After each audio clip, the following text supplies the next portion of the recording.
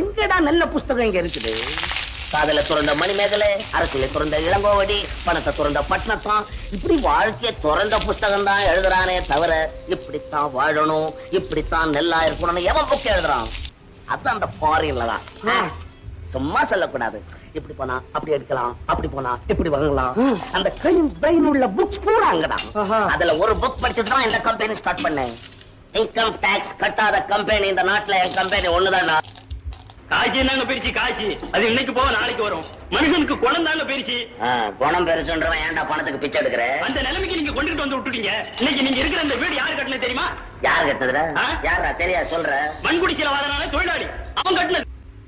நாளா சோறு போட்ட முதலாளிகிட்ட ஒரு வார்த்தை சொல்லாம அவன் கூட வரமாட்டேன். முன்னாடி சோறு போட்டா சொல்ற, பின்ன மனுஷனுக்கு சோறு போடாம வைக்கலாம் போடுவான்.